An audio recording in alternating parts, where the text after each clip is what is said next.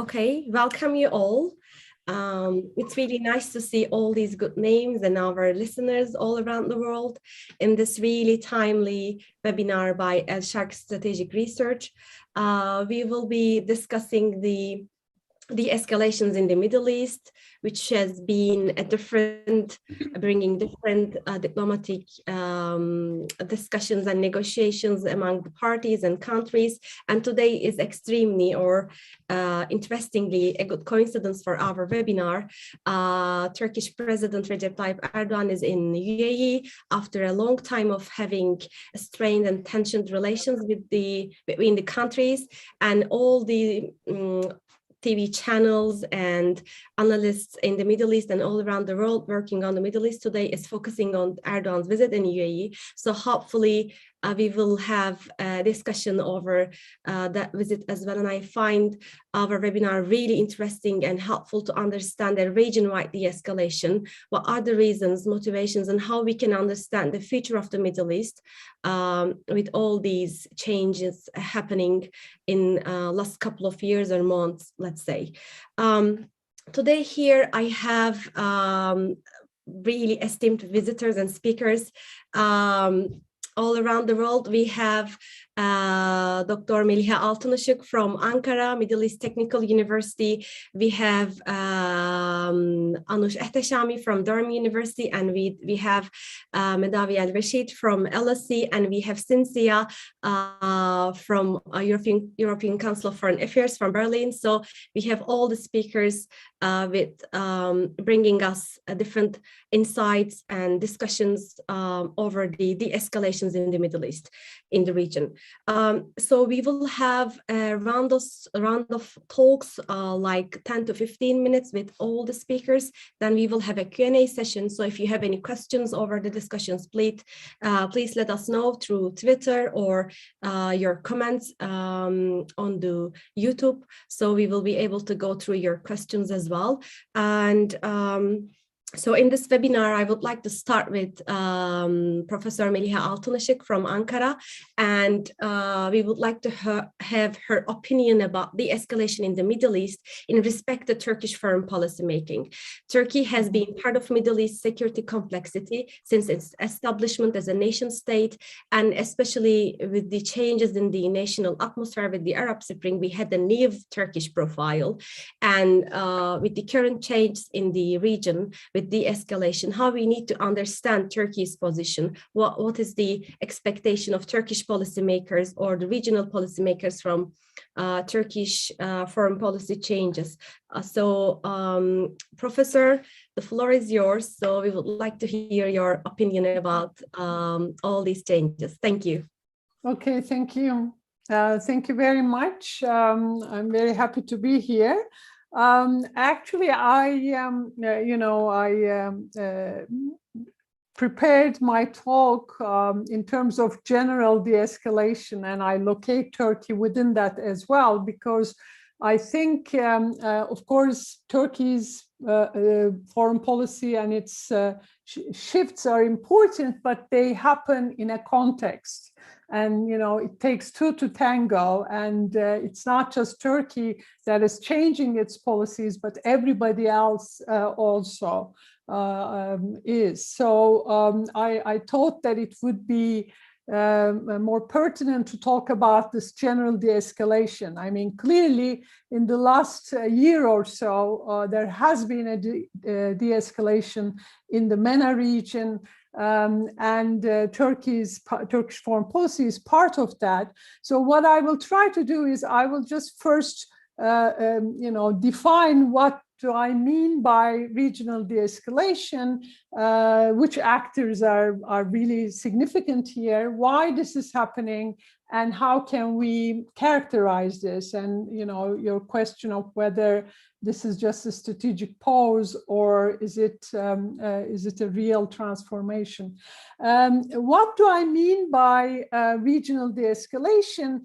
Here, I prefer to focus on these three blocks that emerged after the Arab uprisings. For instance, in that that context, I don't consider Abraham Accords as part of this de-escalation. I mean, they are very important, no question about that, but they don't really, they're not part of this de-escalation that's happening, because there were already relations between the two parts, and there was no, intense rivalry. When I talk about de-escalation, I'm referring to changing relationship between these three blocs that emerged, especially after the Arab uprising. So Saudi UAE-led bloc and their allies, Iran and its allies, and Turkey and Qatar. So these three blocs, their relationship are changing. Of course, the most important and extreme example is the changing relationship between Turkey and the UAE, because they were not just in competition. I mean, they were really hostile towards each other, accused each other, on different accounts. And ironically, the two were the two ones that really improved their relations quickest, compared to other pairs. But there are also Turkey-Saudi relations are shifting, Turkey-Israeli relations are shifting. Israeli president will soon visit Turkey in March. Turkey-Egypt relations have been moving. Saudi Arabia, Iran have been talking to each other. UAE and Iran, there's a rapprochement to some extent. So all the relationship between these three blocs are moving. And this is why, what I call, de-escalation. And why this is happening. And here I prefer to look at these three levels of analysis that we generally refer to, right? International level, regional level, and the domestic level. And there are important changes in all of these levels that led states to change their policies. Of course, if I start with domestic level variables, you can talk about, economic crisis in oil exporting states and COVID-related crises. Turkey is a very good example of that, because Turkey's economy is in crisis since 2018. It's getting worse and worse, high inflation, etc. And so the government is basically trying to get out of this isolation. For instance, Turkey-UAE relations are a good example of that, because Turkey expects investment, from the UAE, which is vital for Turkey. Even Saudi Arabia and UAE, although oil prices are increasing, they want to focus on their domestic development, because these two countries have engaged in ambitious post-oil development projects, and they want to more focus on that. So therefore, domestic economic goals, regime security concerns, and I think the states realize that these aggressive policies and zero-sum policies, militarization, these are not sustainable in the long run. I mean, this is, I think, one thing. In Israel, change of Netanyahu government made a difference. So I think several domestic developments have been important in this de-escalation. In the international and regional levels, I think US policy and changes in the US policy has been very important, coming to power of the Biden administration, because Trump administration was in a way supporting fragmentation and escalation in the region. So coming to power of Biden administration gave a different signal to regional powers, and especially message to its allies in the Gulf, for instance.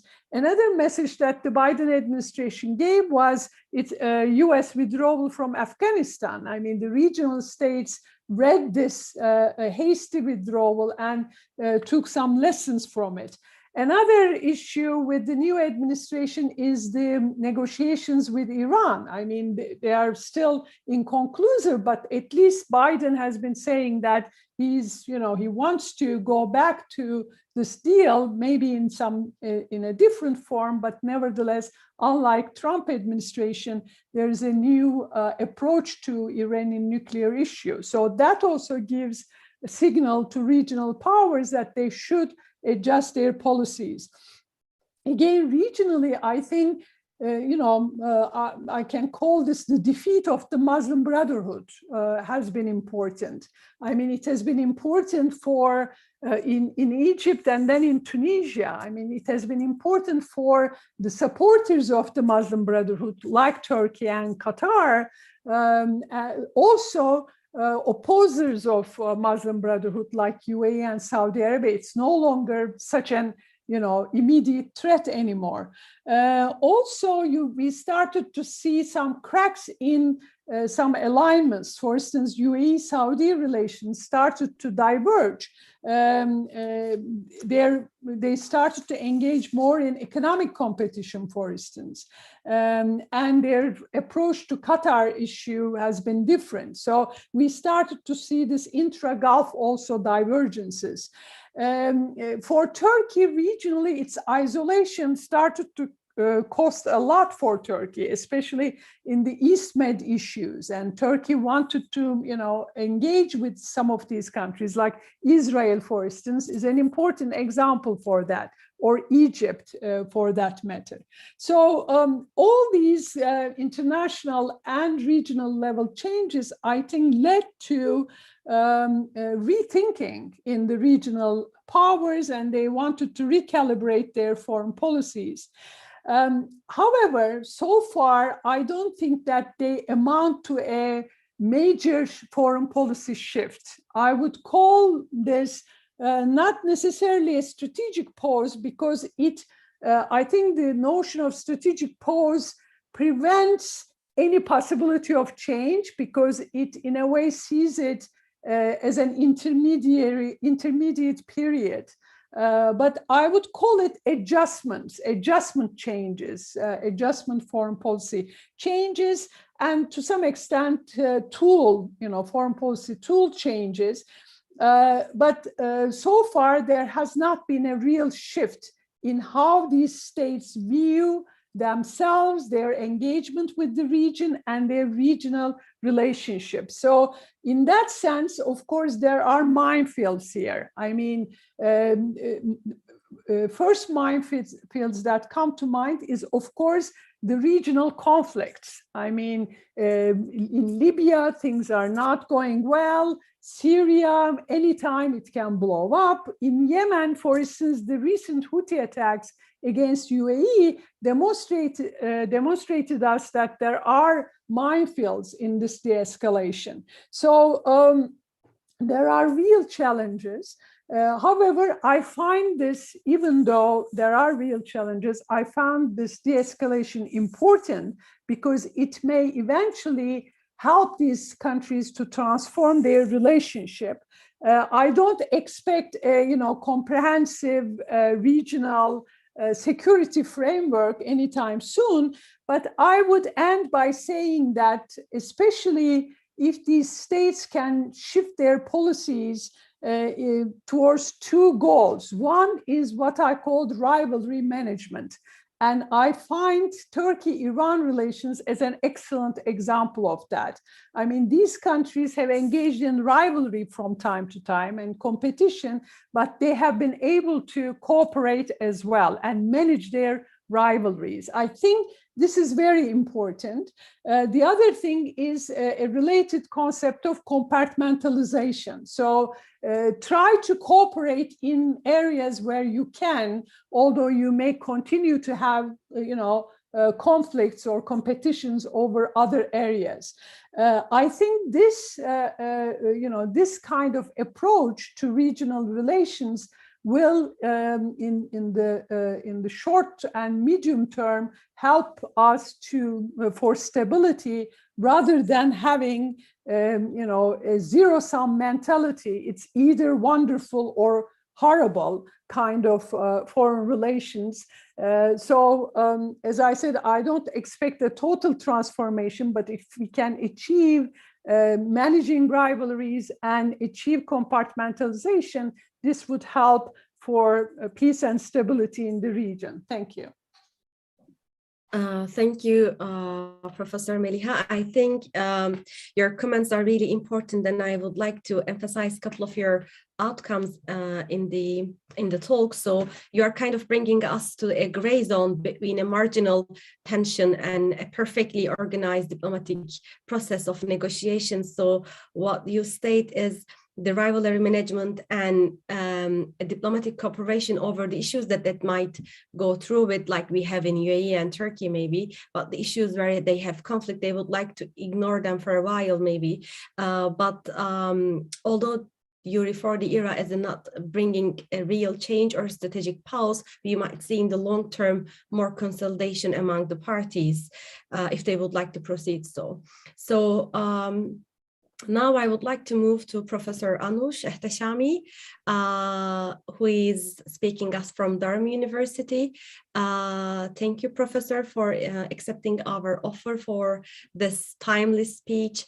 And we would like to hear your insights about the Turkish foreign policy making plus its orientation in the regional spectrum, especially in regard to Iranian tension with the GCC countries. Is there any way to handle it by Turkish foreign policy making, or is there any way for Iranian foreign policy makers to get benefit out of this de-escalation process?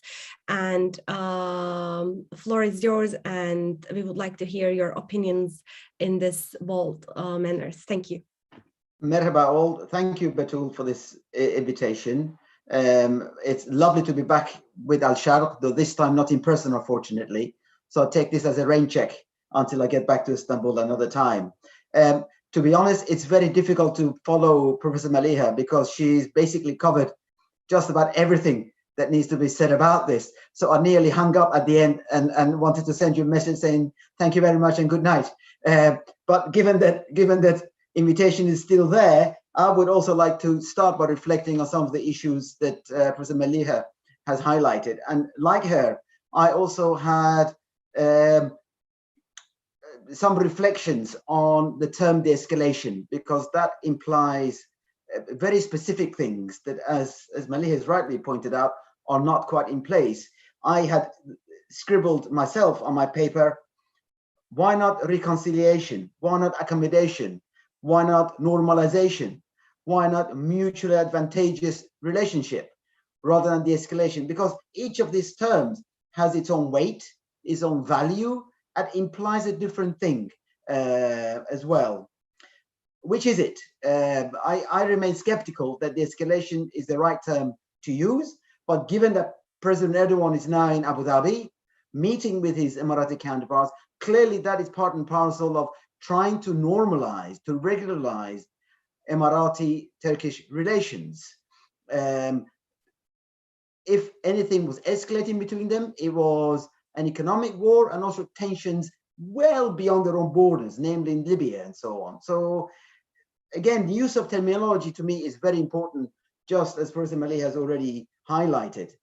In terms of broad brush analysis of reasons for kind of, let's call it change of course, if nothing else, echo very much the issues that Professor Meliha has raised. The first one, I think, in my view, is what we can call the GCC settlement. That so long as the GCC countries were fragmented, indeed polarized, there was very little that they could do as a group, but also that polarization meant that they could compete with each other, given their vast resources at great expense to other people, if not just themselves. The settlement is really important in that regard, but also it brings Qatar back into the fold. Qatar was in many ways a champion of the Brotherhood forces that Professor Meliha has already talked about. And by bringing Qatar into the fold again, it means that you're beginning to neutralize some of those forces that the other GCC countries were fearful of.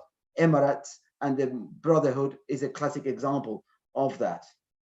And as a consequence of this accommodation, you get a very dramatic and real sense of reduction in competition elsewhere in the Arab region. That is very important, that they don't have to fight their battles on other people's lands any longer. They can begin to reach accommodation, for want of another better term. The second is, in terms of changing the strategic landscape, is the defeat of Islamic State as a territorial threat. not as a terror threat, that remains, and we all see it all the time, but as a territorial threat is very important, because it means that the Arab states remain intact, albeit fragile as they are. And attached to that, the other side of it, again, is something that Professor Meliha has mentioned, is the defeat of the Muslim Brotherhood as a revolutionary force. In itself, it doesn't matter, but when it was close to power, it really did matter. And it is in that dimension that a defeat also changes the landscape somewhat. And that goes with the fourth element, if you like, which is the dissipation of the energy of the uprisings. Look at Sudan. This dramatic continuing revolutionary force in Sudan has not spilled over into anywhere else. I would have expected something in Egypt, but nothing. Something across peninsula, nothing. Somewhere elsewhere in North Africa, nothing. Very important that these are now becoming, if you like, not necessarily self-contained, but more isolated political forces. The wider states don't have to worry about them permeating across the boundaries, not for now, in any case. Libya has disappeared as everybody else's battleground, again, for the moment at least. Turkey doesn't have to fight other Arab countries for dominance in Libya. They've put their guns away and they're trying to find political accommodation there. That spills over into trying to find accommodation amongst themselves. So these things have their own inbuilt energy that comes to the surface. The conflict in the Caucasus has been very important as far as Iran and Turkey are concerned, and the way in which the conflict was ended is also important. Turkey much more dominant, Iran much more vulnerable. That has implications, what I'm about to say, regarding Turkish-Iran relations that you've already asked about. Eighth, there isn't a strong Arab core to challenge the non-Arab countries. So Iran and Turkey can do what they want, more or less, without fearing much of a backlash. Same goes for Israel as well, that they can, in the post-uprisings environment, be much more confident about the way in which they approach their Arab neighborhood. The US position in flux, again, something that Professor Meliha has alluded to, is really important for several reasons. One is that, guys, if we can leave Afghanistan, we can leave anywhere message. The second is Biden's drive to try and reach accommodation with Iran at any cost. That means that the American allied Arab states in particular, but also Israel here, have to find other ways of operating in the neighborhood itself. The question of can they rely on the US or not is an open one, but I, for a moment, would not suggest that the US is moving away from the region or indeed abandoning its allies. It's about the allies' mindset. What does American action imply as far as their strategies are concerned? And I'm shocked and horrified to be disagreeing with Professor Meliha on one point, and that is regarding the Abraham Accords. It's in that regard that I regard the Accords quite important, actually, because it provides, if you like, a regional constituency for accommodation in ways that it did not exist. So if we're going to credit Trump for anything, I'm not anybody who would like to credit Trump for anything, but this perhaps would be one, that he laid the groundwork for a new type of compromise accommodation between Israel, but this time very wealthy, well-to-do Gulf Arab states. That's important. And last but not least, for all of the problems that the pandemic has created, these countries are looking at a new golden age of energy. They can see that in 30, 40 years, their assets may become redundant at the global level. So they've got this window. In a post-pandemic world, there is a premium on their raw materials, and they want to cash in on it as quickly and as much as they can. And they need to work together in order to do so. For that to work, they have to look at themselves and look at Russia, not so much as an ally in this, but as a potential rival and a competitor. That brings the region, Turkey and Iran in that context, a bit closer together. So moving rapidly on, Betul, looking at Turkey-Iran relations, I think again, the point that Meliha has mentioned, these are both weak and vulnerable economies. Iran's economy is on its knees, and Turkey seems to be heading in the same direction. They really do need each other as neighbors to try and get on and find ways of cooperation. Energy routes, Iran bringing energy from Central Asia and the Caspian into the Turkish market is really important for Ankara. For Iran, it's that vital assets, ability to bring in some resource, albeit in kind, albeit deposited in Turkey, is important. I mentioned already the crisis in the Caucasus. That is really important in terms of Iran and Turkey not allowing it to get in the way of their bilateral relations. But both of them have got, for different reasons, an eye on Russia and what Russia does in the Caucasus. I think Ankara's calculations with regard to Syria are changing and changing fast. So it sees Iran less of a threat in Syria as it did before. I think Ankara needs to shore up its relations with Iran before it opens up to Israel. First, it wants to be assured to assure Iran that this is not part of a new alliance against Iran. And secondly, to remind Israel that it has good relations with Iran at the same time. From Ankara's perspective, this works in two very important directions. While we don't talk about this a lot, both Iran and Turkey recognize that China's Belt and Road Initiative is on its way through their territory. Iran needs Turkey and Turkey needs Iran in that regard as well. Afghanistan already mentioned. What we can add to what Professor Meliha has said, of course, is that Turkey's role in Afghanistan is totally unexpected and important. And Iran values having Turkey there because it trusts Turkey much more in Afghanistan than it does Pakistan. And it much rather have Turkish presence on the ground and ability to engage with Turkey on that than it does with Pakistan. Iran needs access to Turkish financial banking system.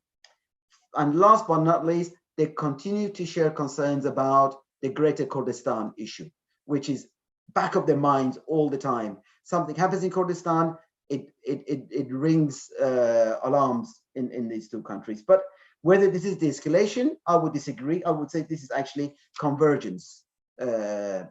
Very quickly regarding Saudi Arabia, just 4 quick comments. I think both countries have now realized that they need to find a new modus operandi.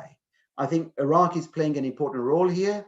And because Saudis have finally accepted Iraq for what it is, and therefore Iran's role in Iraq as it is, it helps them not be as concerned or as coy about dealing with Iran in this regard. Saudi position on Syria is also changing, and they're a bit less worried about what Iran does in Syria and more about what Iran does in the closer neighborhood. And the absence of US clarity about JCPOA, I think Saudis have decided that they need to find their own answers to those questions. But the Houthis remain a very real threat from Saudi Arabia's perspective. There's a fly in the ointment.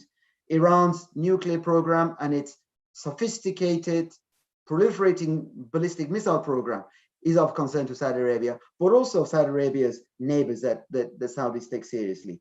Iran's constant intimidation is a concern to them. And finally, Saudi Arabia acceptance that peace in Yemen can only come through some kind of a dialogue with Iran. But what all of these mean is that we are going through yet another transition. Finally, to echo Professor Meliha's comments, until there is robust interregional security dialogue, a diplomatic concord that will allow these countries to build on all of their concerns, will continue to go from crisis to crisis. Now, whether we call it de-escalation, reconciliation, accommodation, it doesn't matter. This is a good opportunity for us to think forward and find much more lasting and long-term arrangements that would make all of these countries and the peoples feel safe. I've gone far too long. Apologies. Thank you. Thank you, Anoush. No, you were really perfect on timing, and I have a lot to summarize here. I don't know how I will be managing your comments to make them briefly reintroduced to our listeners. So basically what we can say, your conceptualization of the current situation is really critical, because what we define is important to understand the future of the relations. So Professor Anoush is mostly talking about the a reconceptualization of this process rather than simply defining as de-escalation, which might bring other elements to diplomatic process. It's better to talk a normalization or convergence process that might have maybe more comprehensive and bringing more diverging opinions in the Middle East. So especially your mentioning about Iran and Turkey and how they are actually kind of in a pragmatic relationship, somehow ignoring some tensions between them in the regional conflict. And I will be coming back to your comments about Yemen and how peace in Yemen is actually critical in the de-escalation or a potential normalization in the Middle East. So now we are moving from a Turkish, Iranian, or regional approach to the Mediterranean. And here we need comments from Dr. Cinzia. She's publishing about on the Gulf tension or rivalry in Mediterranean, and how actually the international relations of the GCC countries somehow effective in the Mediterranean energy rivalry, and how Turkey is part of it, including Libya or Greece in this counting. So Dr. Cinzia, floor is yours, and we would like to hear your opinions in the current de-escalation's impact on the Mediterranean. Thank you. Thank you very much. Thanks a lot, Betul, for the invitation. It's really a pleasure to share the screen with so many esteemed colleagues and professors from whom I've always learned and continue to learn a lot. As you said, at the European Council on Foreign Relations, I look mostly at the GCC foreign and regional policies, and especially where they intersect or cross European interests, and how do they reflect and interact with their relations with Europe and European countries' positions in the region. And so obviously this so-called de-escalation has been really at the heart of the kind of work that we have been doing for the last few months, especially because stabilization or in a way the reduction of tensions or around all the region, but especially on the southern shores of the Mediterranean, from the North Africa to the Levant and the Eastern Mediterranean, is really a very important dossier for the Europeans. Let me start with a generic point. I have been using strategic pause since day one of this so-called de-escalation, because from my reading, what I think is happening can be really very well explained with this term. I share, what was suggested before, that this strategic pause has been embraced, especially by the Gulf monarchies, Saudi Arabia and the UAE in particular, for a few reasons. So some of them are domestic, such as the necessity to refocus on COVID-19. Some others are regional, such as the recognition that rivalries and conflicts were resulting very often in stagnation, but also that the Muslim Brotherhood was so weakened that it wasn't an existential threat any longer.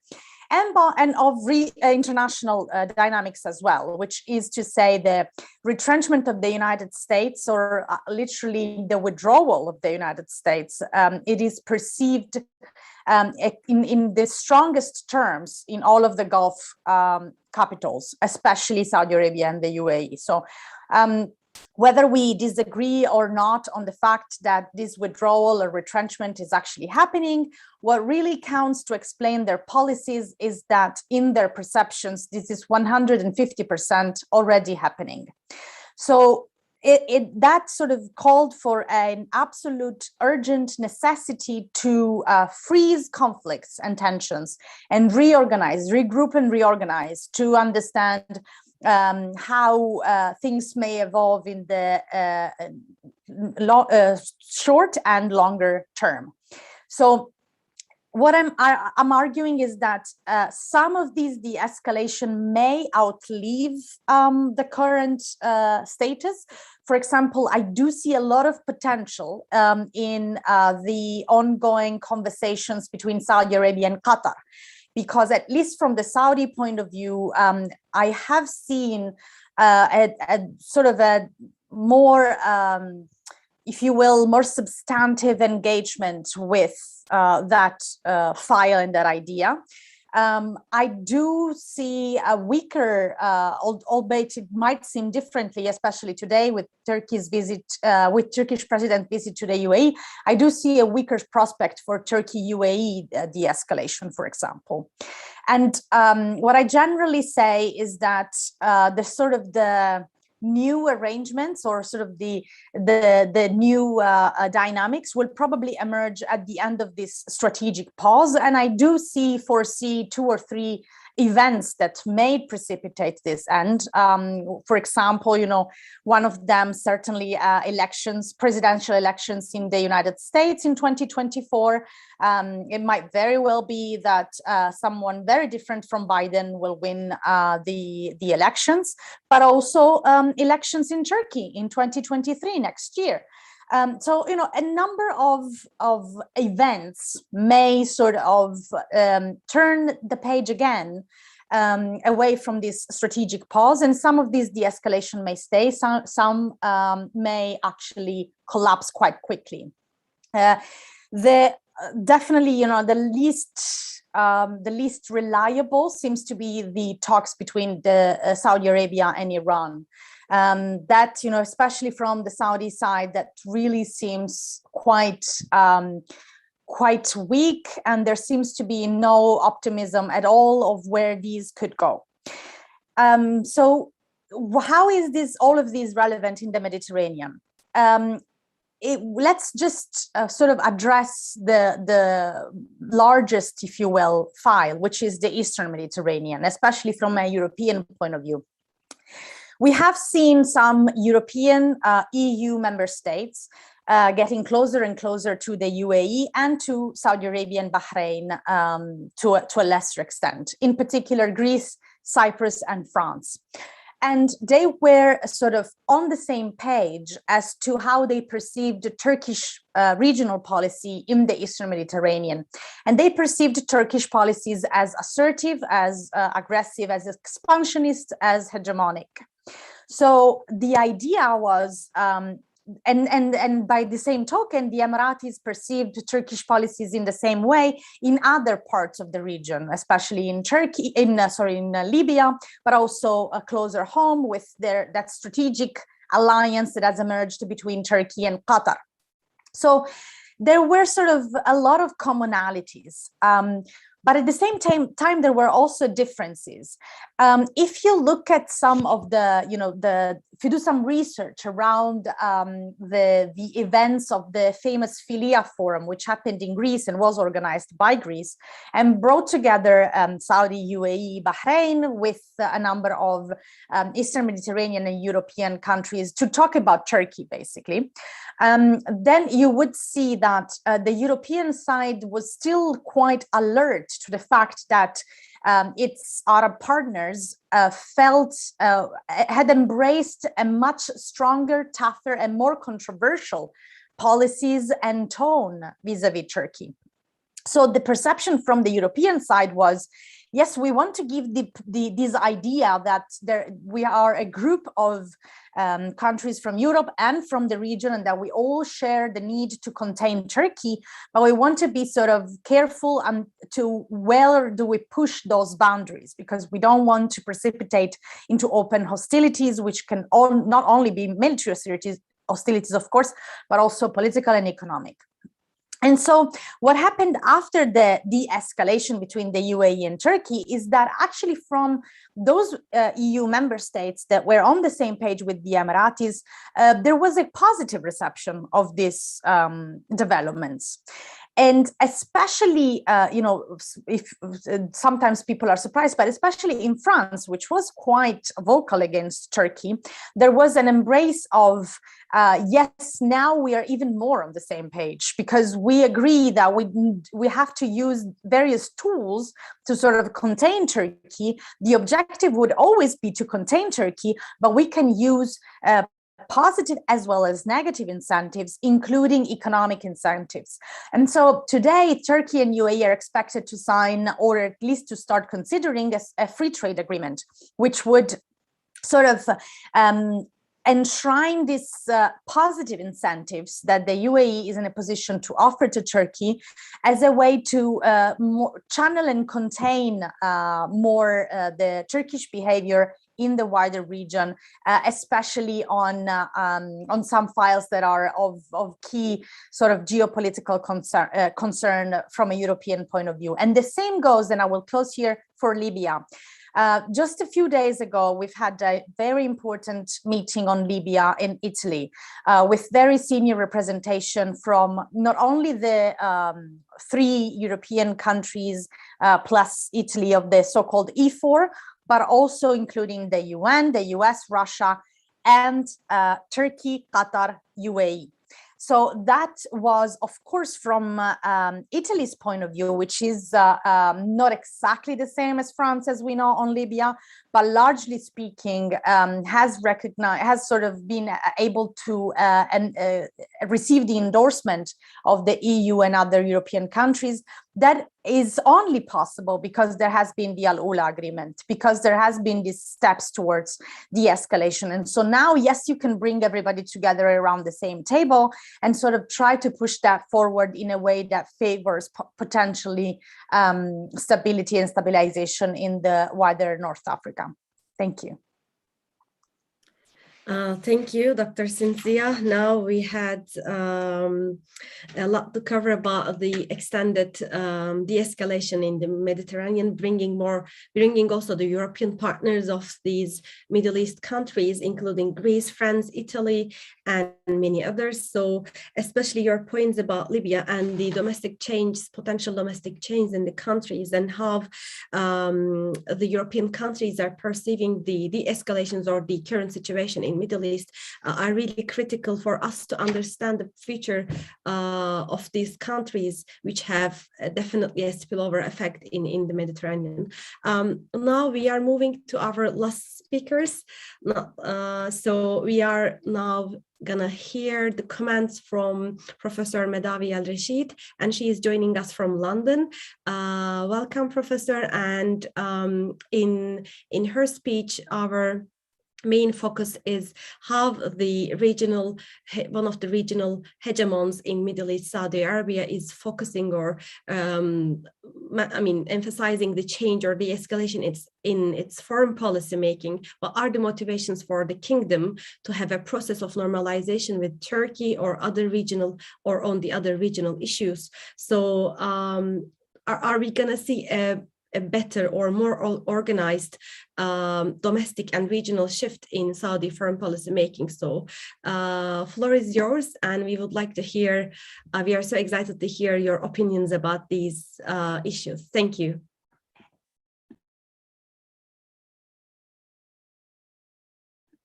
You are muted, Professor. Thank you, Betul, for the invitation, and for Al-Sharq. Speaking as the last speaker after your esteemed and knowledgeable speaker is a challenge. What do I include and what do I exclude, simply because a lot of things that I wanted to say had already been mentioned. But let me just focus on Saudi Arabia without actually going into the realignment or the de-escalation across the region, including the main actors or players, Turkey, Iran, Saudi Arabia, and Israel. I do agree with Professor Anoush that while we have these big blocks in the region, Israel, Turkey, and Iran, we don't have a big bloc in the Arab world, similar to the situation that existed before 1967, when Egypt was actually the leadership of the Arab world, symbolically, and also in terms of the wars with Israel. It took the lead. Saudi Arabia tried since 1967 to replace Egypt, but this hasn't happened. Perhaps there was a moment of hope from the Saudi perspective during the 1980s and the 1990s, but and also there were other contestants for the leadership, and that was Saddam Hussein. Both of them had actually failed miserably to replace Egypt in that role that it had played. And therefore, we have an Arab region that includes probably the richest region, if you take all of the Gulf region included, but there is quite a lot of disparity within that region. I have noticed that there are certain blocks in it, even before what we discussed today as de-escalation. For example, the Maghreb, led by Morocco, is still acting on its own and prefers to conduct its relations, especially with the US and Europe, without a consortium or without consultation with the rest of the Arab world. Also, if we move to Egypt, we find that it's emerging as a bloc within its narrow geography and doesn't actually express or project power anywhere else. In the Arabian Peninsula, if you like, we find even with the de-escalation in inverted commas or normalization, etc., we see that the region itself had not had a coherent foreign policy on any issue. For various domestic reasons. So, for example, on Iran, we always find that Oman takes a different position from the rest of the countries, the GCC countries. Kuwait is very, very careful, and it's always tried to distance itself from the vibrant aggression, symbolic, verbal, media aggression. The reconciliation with Qatar is very important. But if you look at the history of this conflict with Qatar, basically between Saudi Arabia, UAE on one side, Qatar on the other side, and Bahrain, the three countries versus Qatar, we also see that Kuwait and Oman try to distance themselves from this heated conflict. And try to play a mediation role that hasn't been successful so far. So in Saudi Arabia, when we are talking about the region, it's still struggling to actually find a leadership role. And more so since 2015, during when Prince Salman became king. And now we are in 2022, and we see that there are serious issues at the domestic level that perhaps would explain what we have termed normalization, living together in a way without this kind of heated confrontational position. The first thing is domestic, and this is related to the succession to the throne. As you all know, King Salman hasn't been seen for several months. We have a de facto ruler who is waiting to become de jure ruler, and that is Crown Prince Mohammed bin Salman. In terms of the security of the throne, yes, it is secure, but Mohammed bin Salman would probably face the fear. He will be living in fear simply because he hasn't guaranteed the consensus of the ruling family over his leadership. And therefore, he is extremely insecure, even if you see that beyond the sort of bravado and the media hype about his prospect. There won't be any kind of rebellion in Saudi Arabia against him, regardless of how we define the rebellion. But there will be constant fear that his leadership will not get the consensus that he needs. The second problem domestically is the economic hardship, like all the region had been going through over the last, I would say Saudi Arabia since 2014, when oil prices dropped dramatically. And the borrowing of Saudi Arabia has increased, and Saudi Arabia in the last decade or so had imposed, for the first time, serious taxes on its population. And this hasn't been done before. And at the moment, we are watching what the implications are for that kind of relationship between state and society in a rentier state, whereby the imposition of tax is new, and we don't know how it's going to be felt across various sections of the population. The economy is also received a blow, especially after 2018. On top of the oil prices, the visions of the Crown Prince had been affected dramatically by the murder of the journalist Jamal Khashoggi in the consulate in Istanbul. And this would be really interesting to see what Mr. Erdogan and and Crown Prince Mohammed bin Salman will discuss when Erdogan arrives in Riyadh, and whether this issue will be swept under the carpet in the pursuit of greater economic cooperation between Turkey and Saudi Arabia. So the foreign investment that Mohammed bin Salman hoped to get, what is called direct foreign investment, hasn't arrived. In fact, Saudi Arabia now is not receiving the foreign investment that it needs to make its Vision 2030 materialize. And the borrowing increases. Saudi Arabia has liquidated quite a lot of its assets, borrowed a lot of money in order to cover the deficits that had been created as a result of the fall in oil prices. And finally, there is this ongoing 7-year-old war with Yemen. While we have been talking about de-escalation for the last hour, I see that there is escalation in that war, as for the first time in like 6.5 years, the Houthi missiles began to reach Abu Dhabi. The first attack led to the death of 3 people in the UAE, and then followed by a second one. So it's very difficult to see how the actual military confrontation is being de-escalated.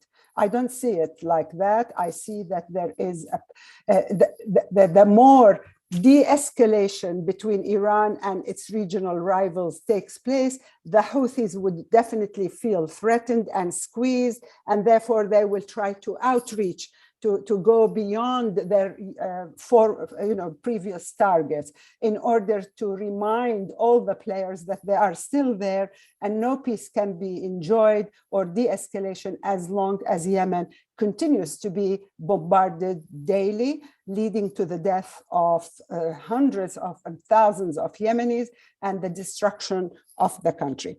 So in terms of Saudi Arabia and Turkey specifically, there is, the last final problem that Professor Meliha didn't want to include, but Anoush did, and that is the Abraham Accord and what that means to Saudi Arabia. The problem in Saudi Arabia is that what could be seen from the outside as a de-escalation between Israel, the UAE, Bahrain, and Morocco as a good sign for that, it could actually, in my view, backfire, because the regimes in the region had tried seriously to marginalize the Palestinian cause, and through their media and education and propaganda, etc., by propagating fiction about this conflict that had plagued the Middle East.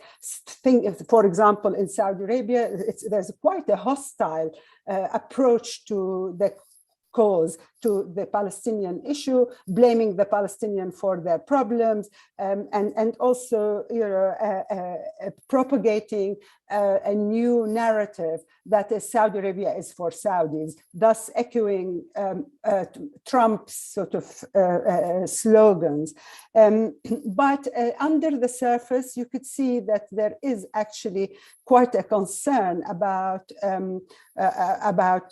reconciliation with Israel at the expense of the Palestinians. So I think many Saudis don't see this, the Abraham Accord, as a peace agreement. It is basically normalizing what had existed before. Israel, the UAE, and Saudi Arabia had intelligence, security, military cooperation in secret for the last half century, I would say. So to just remind you, I mean, Israel and Saudi Arabia were cooperating in the war in Yemen in 1962, when Jamal Abdel Nasser was on the side of the Republicans, and Saudi Arabia and its allies were on the side of the royalists in Yemen. So the cooperation existed. Intelligence sharing and cooperation had always been there. And it has actually intensified since 2011 in terms of buying Israeli technology programs to for surveillance inside Saudi Arabia, and I'm sure the relationship will develop. However, the more it goes, the less likely it's going to generate peace, and we could have a backlash in Saudi Arabia, to the extent that immediately after Trump recognized Jerusalem as the capital of Israel, King Salman had to make a speech and say that we don't recognize that, in order to calm down the situation, to assure the constituency that Saudi Arabia is committed to Jerusalem and also is committed to the Palestinian cause. But obviously, Mohammed bin Salman is something else. So in terms of Saudi-Turkish relationship, I see, I wouldn't like to call it de-escalation, and I don't want to go into the definitions and the other words that had been invoked, because they are equally valid, and they describe what we see as a freeze, as Cinzia said. There is a kind of drawing the curtain on all these kind of vibrant disputes, and also that can amount to escalation, real escalation in military terms, as we saw with Qatar when the Turks sent 5,000 soldiers to Qatar in order to mitigate against a kind of a hypothetical invasion by Saudi Arabia and its allies. However, the kind of freezing, the kind of power and pomp that we observe on the screens when these leaders visit, etc. This is very Gulfy sort of thing, in the sense that there is serious rivalry within the Gulf itself. And yes, there is a reconciliation with Qatar, but we have 3 leaders here. All of them are extremely competitive, and they want to be the power hub that the United States and the rest of the world go through in order to stabilize or discuss anything that is related to the Middle East and the Arab world. So Tamim in Qatar, Mohammed bin Salman in Saudi Arabia, Mohammed bin Zayed in the UAE.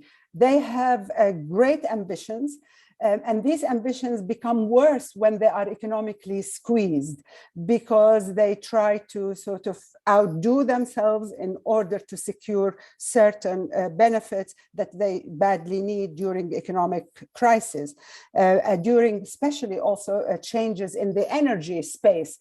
And all of them are under pressure as they come to the realization that the only commodity that they had been privileged to have is moving towards being a secondary source, and a secondary source that is going to be outlawed perhaps in the coming years. So they're all trying to go green at the moment. 2 issues. the reconciliation. So I talked about the GCC. Within the GCC, I think there are transient reconciliation, and they could go back to the status quo ante any minute, simply because of the three unpredictable, hawkish personalities that are in charge of the GCC future. In terms of Saudi-Turkish relation, again, there is always going to be a problem. The more Turkey and Iran get closer, the more Saudi Arabia gets nervous. And there are historical reasons for this. Saudi Arabia, as I said, from 1967 was struggling to become the leadership of the Arab world. And actually, what really annoys the Saudis is Turkey claiming that role. At one point, Erdogan, and this is something that the Saudis can't tolerate, because it brings bad memories about the Caliphate, the Ottoman world. And they were arch enemies until 1915 and the First World War.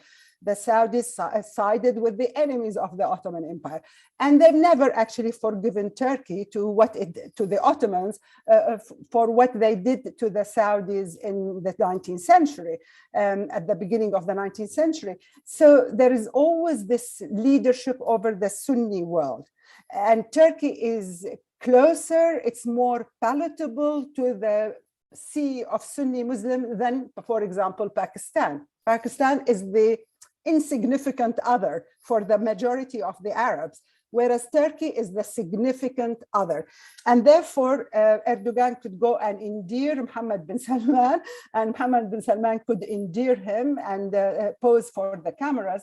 But if the pragmatism and the economic situation that drives Erdogan to reach out to the Saudis and the Emiratis is driving him, the Saudis could always think about their resources. They still have oil, and the oil prices are going up. So at the moment the oil price goes up, there is a certain calm that we could be belligerent, we could still flex our muscles because we're wealthy.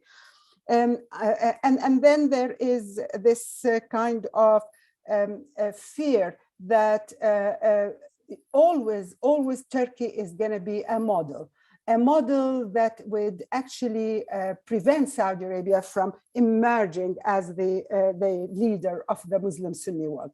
To think that the Sunni world will actually not just fall in the pocket of Turkey so easily, or the Saudis, is beyond the leadership at the moment in Saudi Arabia.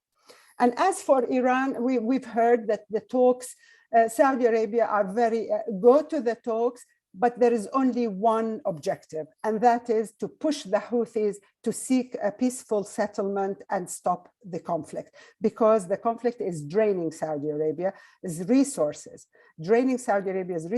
although it is not actually affecting Saudis, but it is affecting Saudi Arabia's reputation and its relationship with its allies.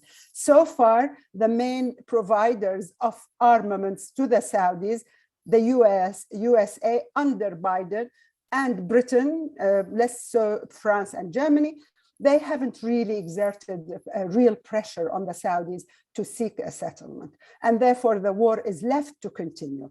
I think, 7 years after the war, quite a lot of the allies of Saudi Arabia are behaving as if this war doesn't really relate to them. Their civil society is putting pressure on their leadership to stop the war. And I do remember the European Parliament passed several decrees saying that, should stop arms Saudi Arabia, but it's non-binding, and always, the self-interest of each EU or Britain, Trump, goes beyond the interest of the region. And therefore, yes, there is, I think I should just conclude from the point of view of Saudi Arabia, under the pressure that Mr. Biden had put on them, they are pretending to move away from the confrontational and hawkish doctrine. It was called the Salman's doctrine when he came to power in 2015. And that is, the doctrine of Salman is to punish Iran, push it away from Arab land. Obviously, 7 years later, this hasn't happened.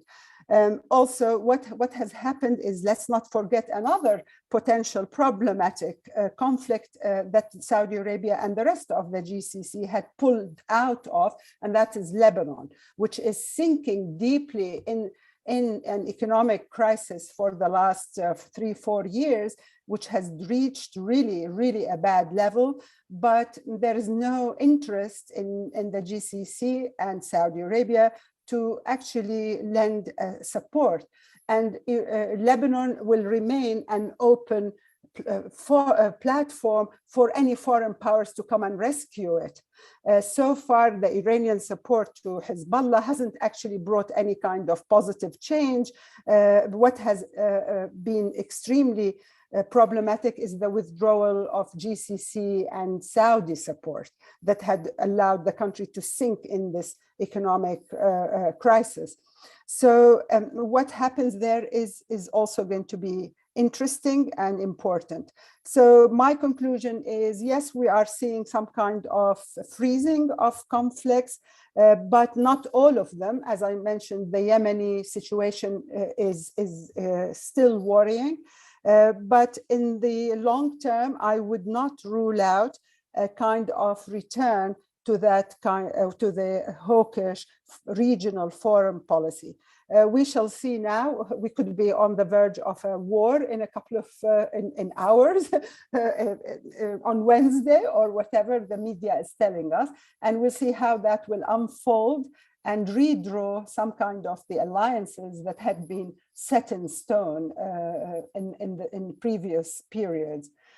So yeah, thank you. Thank you, Professor Madawi. We had really rich discussion on Saudi Arabia's perspective and its potential alliances in the region.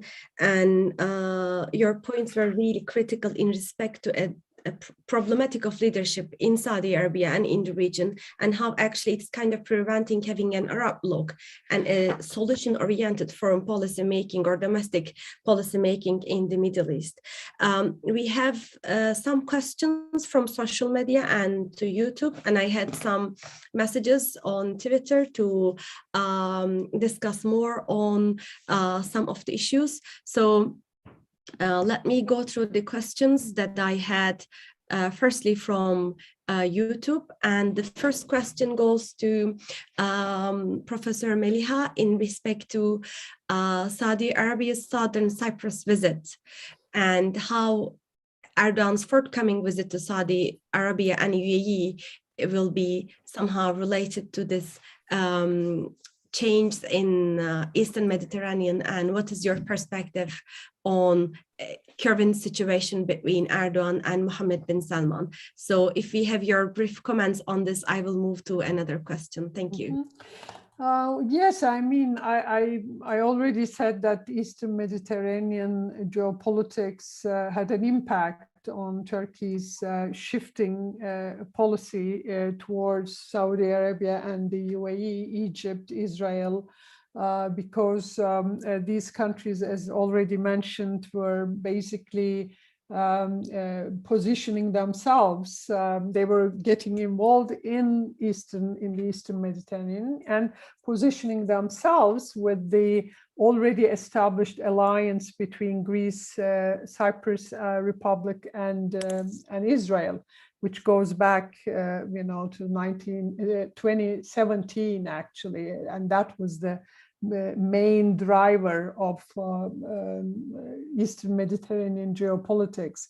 But Saudi Arabia and the UAE got involved in this later on.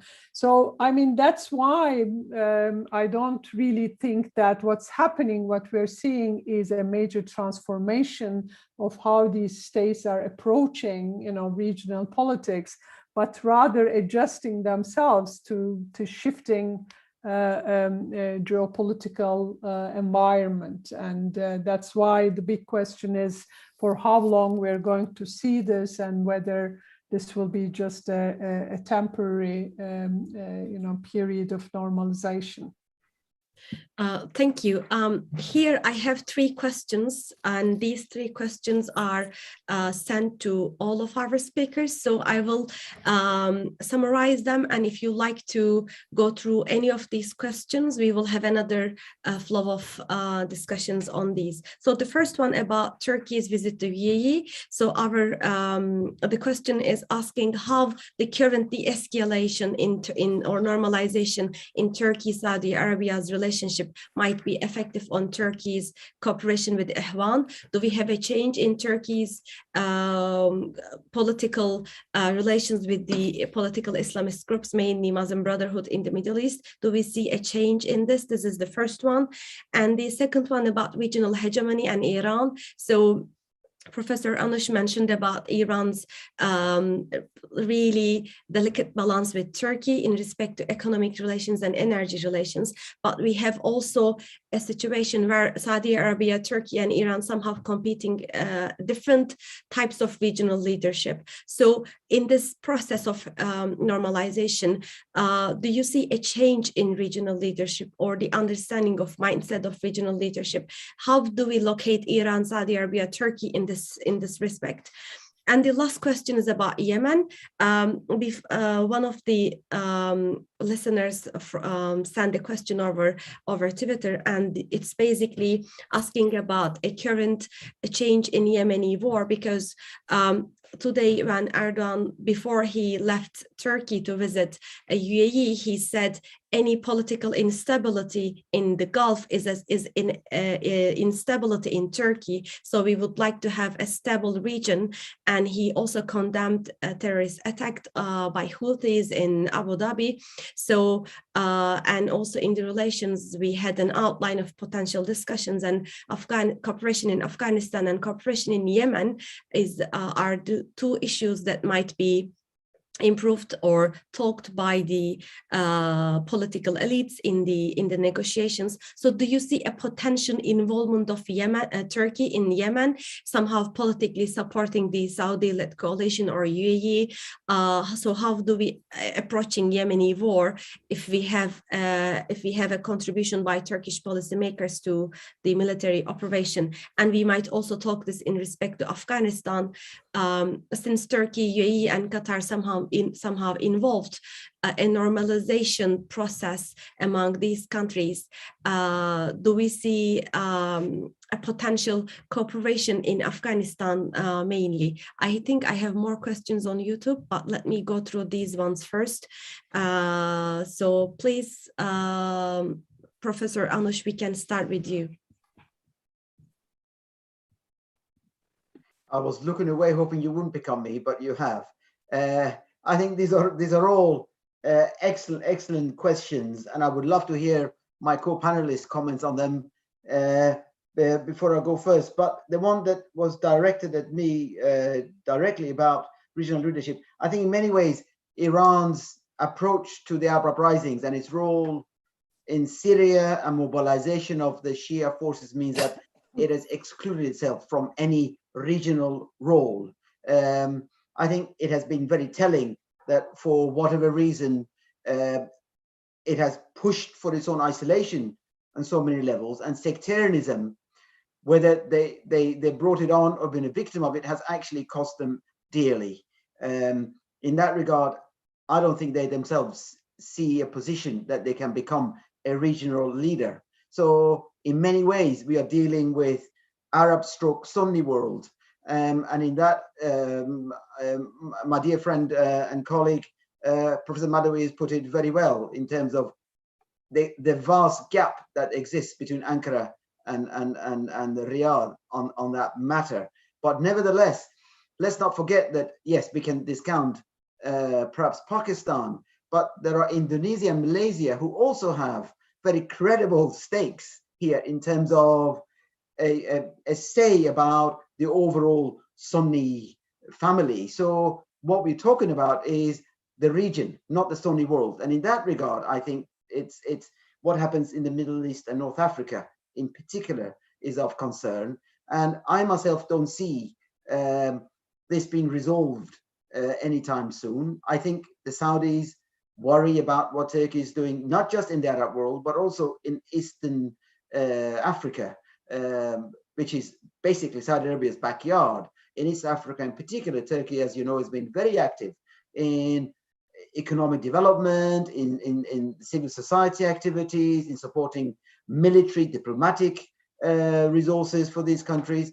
And these are places that Saudi Arabia is not actually not too far away from. So that is a concern for Turkey. And I agree with Madawi that the Saudis will continue to be very suspicious of what Turkey does, particularly under the Islamist regime of President Erdogan.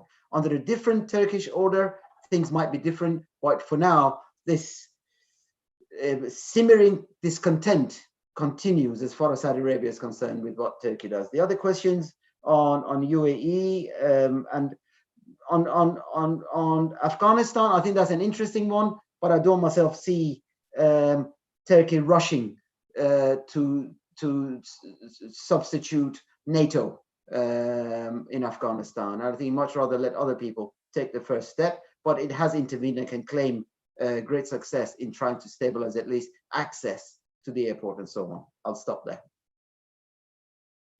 Thank you, Anoush. And now I will move to Professor Meliha. What are your comments for these questions? If you have, yeah. Okay, there was a question about Turkey's cooperation with Ikhwan.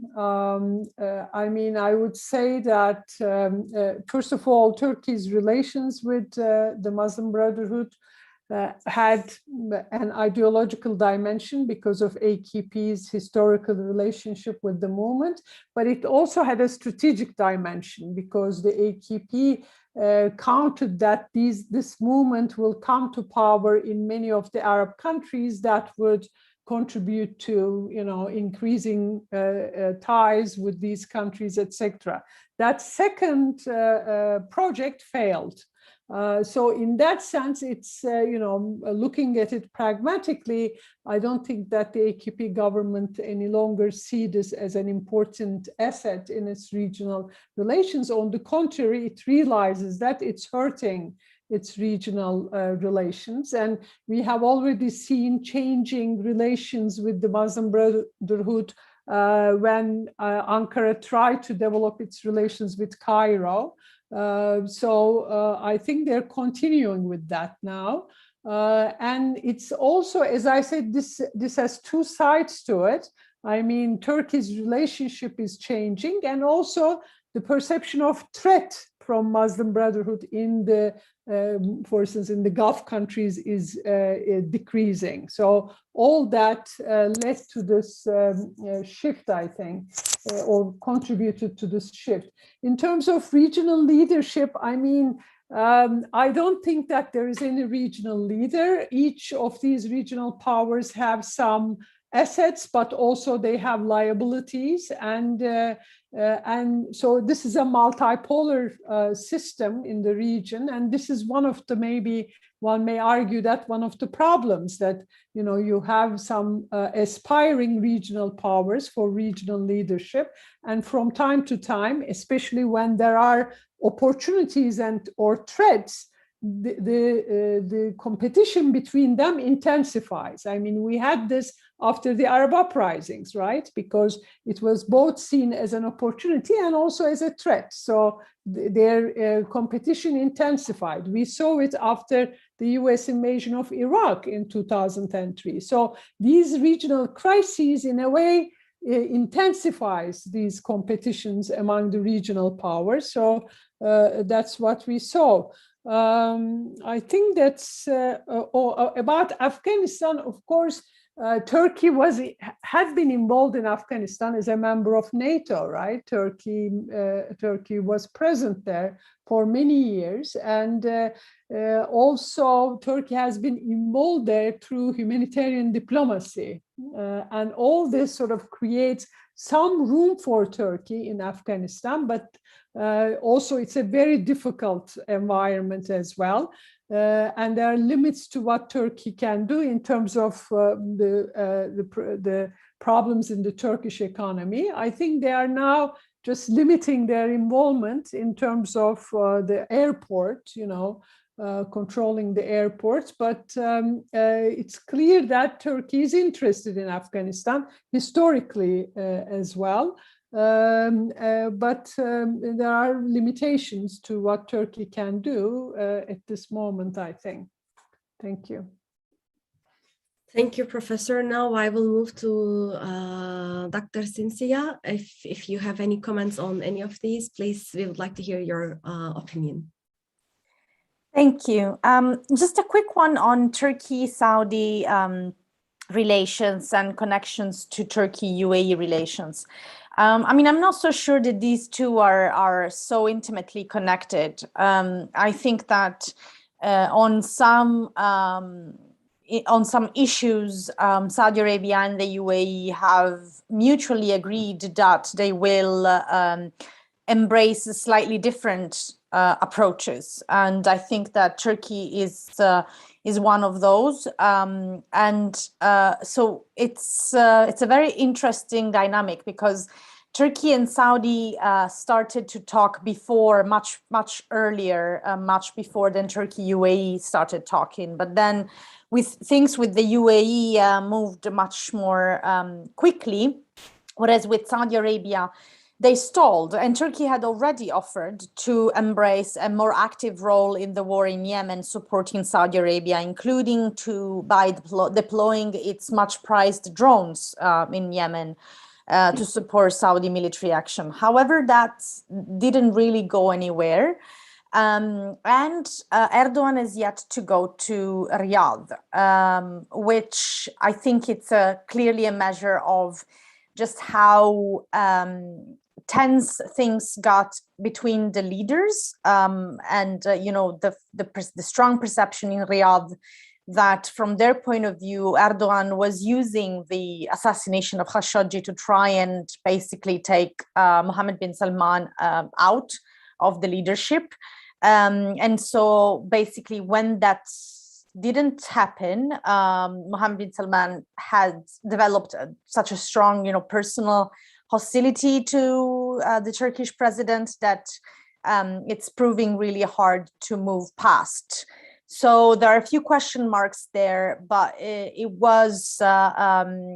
but it doesn't, I think, have that much to do with Turkey's policies vis-a-vis the Muslim Brotherhood. If anything, it was the UAE even more strongly than Saudi Arabia that saw the Muslim Brotherhood as the most important threat. So I think there's more beyond there, and it has to do much more with a contest between the two leaders themselves. Thank you, Dr. Cinzia. Now I will have final comments from Dr. Madawi, and floor is yours. You're muted, Professor. Yes. It's interesting what Cinzia said about the visit of Erdogan to Saudi Arabia. It is yet to take place. So we shall see. But, Mohammed bin Salman, yes, as Cinzia described, he really, the Khashoggi crisis did create a rift. But I would say that Erdogan had to answer his constituency after, keeping the Khashoggi affair going for several months, releasing all the documents, etc. Is that page gonna be turned, and Erdogan is gonna accept that, a foreign country kills its nationals in the consulate and get away with it? So we shall see. But I don't know how, I don't know Turkish politics, and I'm not sure how the visit to Riyadh, if it happens now, would make him look in the eyes of his own party and his own constituency, going and shaking hands with the person who used, the Saudi consulate on Turkish soil to kill its own citizen. So it will be interesting to see. And, we were reminded that there are some elections in Turkey, which will obviously be about domestic issues and not about Erdogan going to Saudi Arabia. But it will be interesting to hear from Meliha how, so my answer is actually a question to Dr. Meliha in terms of how would Erdogan shaking hands with MBS look in Ankara and Istanbul? Professor Meliha, please, if you, feel free to go. I mean, Turkish politics is very polarized for many years now, and the opposition to Erdogan is rising, and the opposition parties are already very critical, actually, of even rapprochement with UAE as well, because they're saying what happened, because Erdogan himself and many prominent officials from his party were accusing UAE for being behind the 2016 coup attempt. I mean, to that extent, they were accusing the UAE. So now they are questioning, the discussion in Turkey is that all these parties are now questioning this visit, this trip to Abu Dhabi, and they're saying, how come, if they were responsible from the coup attempt, how come you are now visiting? I mean, clearly this is a matter of public discussion, domestic discussion in Turkey, and it's all over the TV debates right now that many are criticizing this. And I'm sure if Erdogan's visit to Riyadh realizes, again, we will hear the same criticisms. But to what extent it will affect his constituency, his core constituency, is a question mark, because I mean, his constituency probably vote for him for other reasons. So it would not directly affect them, but it becomes a matter of criticism and debate in Turkey. The Saudi issue has not come up yet in the public discussion because this visit has not been realized, but the UAE visit has been criticized immensely in the last few days, and it even started when Nahyan visited Ankara, a year ago, almost a year ago. Many question this rapprochement with the UAE. Thank you.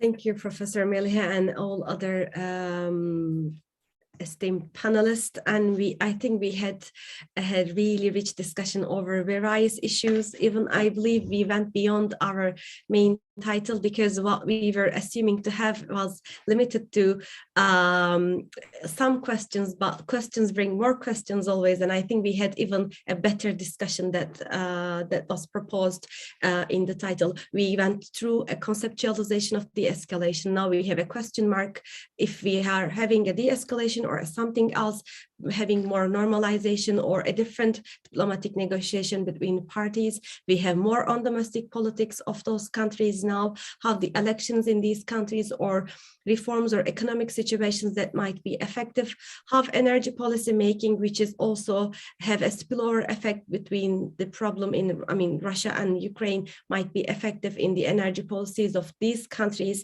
We have gone through a discussion over the East Mediterranean in respect to Greece, Italy, France, and other European countries, how they approach that.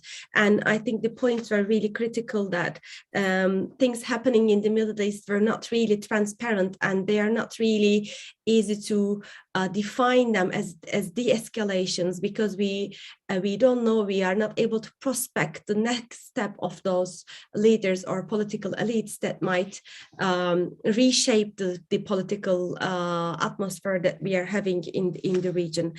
So that's why we will see, as Professor Madawi mentioned, maybe more escalations in Yemen rather than de-escalations, as we are having time to time in Syria.